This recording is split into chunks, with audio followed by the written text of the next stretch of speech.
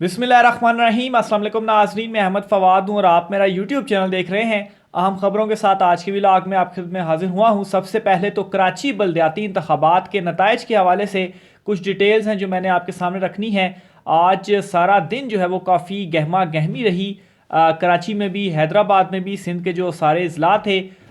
ये बलदियाती इलेक्शंस हुए, इस पर मैं कुछ डिटेल्स जो हैं वो आपके सामने रखूँगा। दूसरे नंबर पर नाजरीन, अहम सियासी जमात और ख़ास तौर पर कराची की ये अहम सियासी जमात जो है वो कैसे इलेक्शन से आउट रही, MQM के हवाले से मैं बात कर रहा हूँ। उन्होंने बाईकाट किया था, लेकिन इस बाईकाट के पीछे कुछ रीज़न्स हैं। एक बड़ी डील के हवाले से मैं आपके साथ कुछ चीज़ें जो है वो शेयर करूंगा कि MQM ने ये बाईकाट तो किया है, लेकिन क्या इसके बदले में MQM को कुछ और मिलने जा रहा है, इस वजह से उन्होंने ये बाईकाट किया, इस पर कुछ रोशनी डालने की कोशिश करूंगा। इमरान खान साहब का बल्ला जो है वो कैसे कराची में चला, इस पर भी कुछ डिटेल जो है वो आपके सामने मैंने रखनी है। सबसे पहले आपको बताता चलूँ कि इमरान खान साहब की जानिब से KP असम्बली तहलील करने के हवाले से जो फैसला है वो कर लिया गया है, और इमरान खान साहब की तरफ से ये फैसला किया गया है कि मंगल ट्यूसडे वाले दिन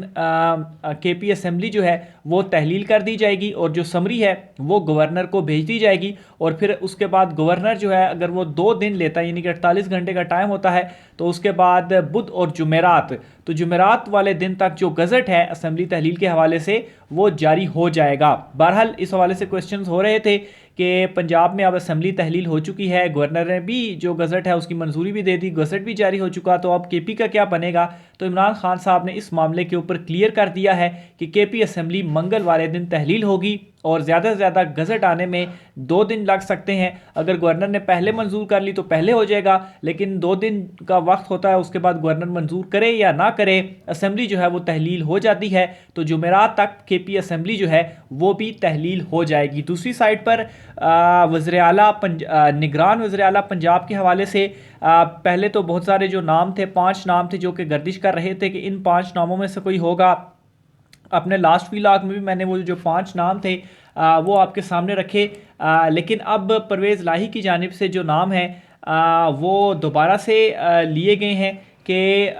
ये 5 नाम जो है वो इमरान खान साहब की तरफ, ये 3 नाम जो है वो इमरान खान साहब ने मुझे दिए हैं, परवेज़ लाही ने अनाउंसमेंट की है। तो उन नामों में तब्दीली हुई है। जो पहले नाम सामने आ रहे थे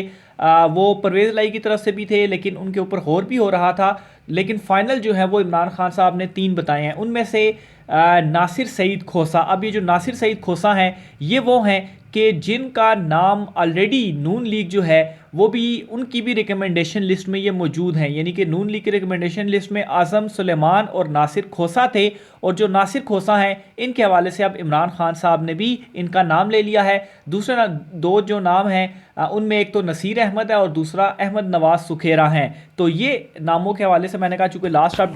व्लॉग में मैंने नाम जो है वो कुछ सामने रखे थे आपके, तो इस पर ये मज़ीद अपडेट हुई, इसलिए मैंने आपको इसको ऊपर भी जो है वो मैं आपको अपडेट कर दूँ। तो इमरान खान साहब की तरफ से निगरान वज़ीर आला के जो नाम हैं वो सामने आ चुके हैं। अब नून लीग इसके ऊपर अपने नाम देगी। अगर आपस में नहीं मामला सेटल होता, किसी एक नाम के ऊपर इत्फाक नहीं होता, तो फिर इलेक्शन कमीशन जो है वो इन नामों में से किसी एक नाम के ऊपर डिसीजन जो है वो ले लेगी कि ये जो नाम है वो अब वज़ीर आला इसको बना दिया जाए। तो पंजाब और KP के हवाले से ये मामला हो गया। अब मैं आता हूँ कराची के जो बलदियाती इलेक्शंस हैं उनके ऊपर। कराची के बलदियाती इलेक्शंस में हुआ एक चीज़, तो ये सबसे जो मायूस कुन चीज़ इन कराची बलदियाती इंतखाबात या हैदराबाद जो दीगर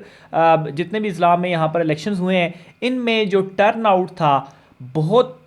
कम था और बहुत मायूस कुन था। बल्कि बहुत सारे ऐसे इलाके थे जहाँ पर ये बताया जा रहा है कि टर्न आउट जो है वो 15% भी नहीं था। तो एक तो नाजरीन कराची के लोग जो हैं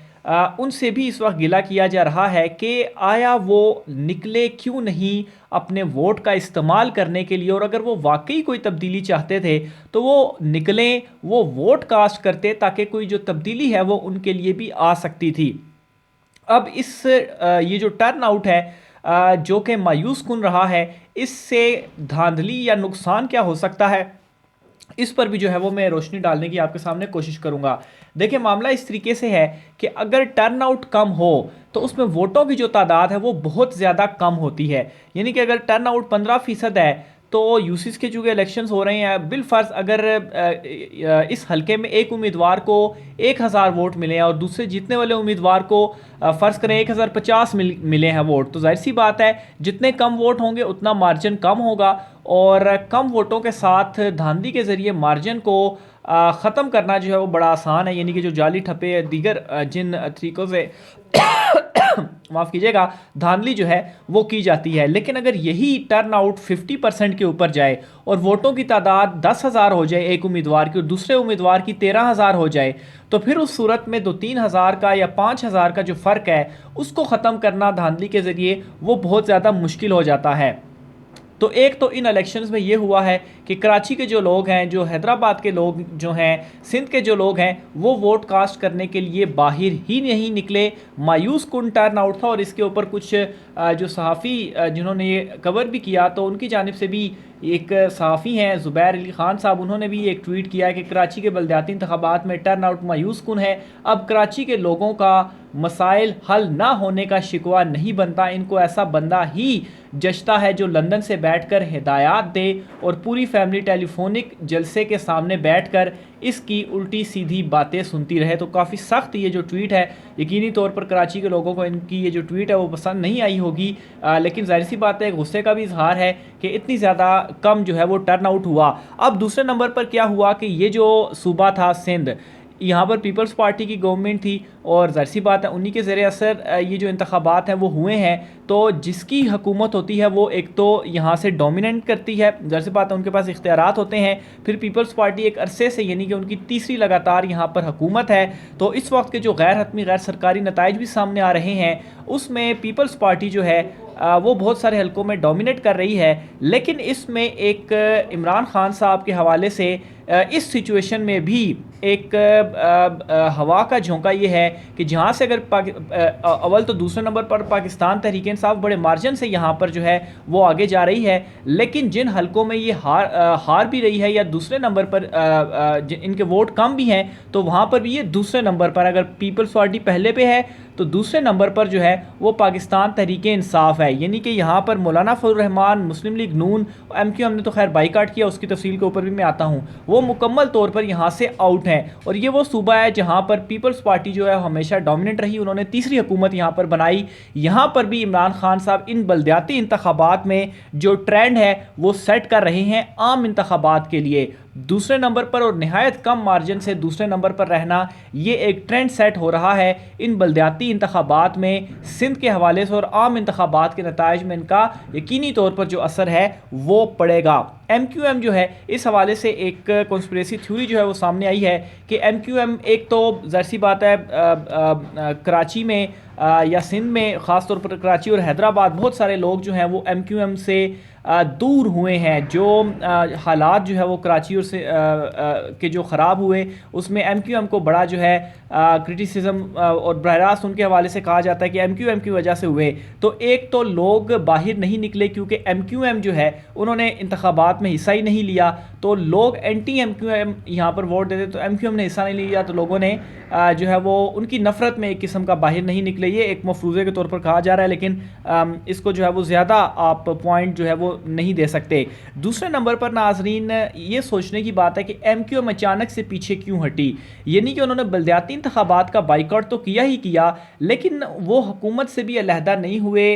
तो ये भी अब एक कॉन्स्पिरेसी थ्योरी है कि इनके साथ कुछ ना कुछ डील जो है वो ज़रूर हुई है कि अगर आप यहाँ से पीछे हो जाते हैं तो आम इंतखाबात में, क्योंकि वैसे भी अभी आपकी जो सिचुएशन है आपको अवाम किसी तरीके से एक्सेप्ट कर ही नहीं रहे, तो अगर अभी आप पीछे हो जाते हैं तो इस सूरत में आम इंतखाबात में आपको कुछ ना कुछ जो है वो मिल सकता है। तो इस वजह से भी ये एक कॉन्स्पिरेसी थ्योरी है कि MQM जो है वो पीछे हुई। बाकी अगर ग्राउंड रियलिटीज़ कुछ देखी जाएँ तो ये भी कहा जा रहा है कि MQM जो है उन्होंने कुछ सर्वेस करवाया और उनके नतायज जो आए तो MQM ने कहा कि अगर अभी हम इलेक्शन में हिस्सा लेते हैं, इन सर्वे नतायज के मुताबिक हम हारेंगे तो आम इंतखाबात में भी इम्पैक्ट जाएगा इसका। फिर प्लस उनके पास उम्मीदवार ही नहीं थे, फिर प्लस जो हल्का बंदियाँ यहाँ पर जिस तरीके से हुई कि एक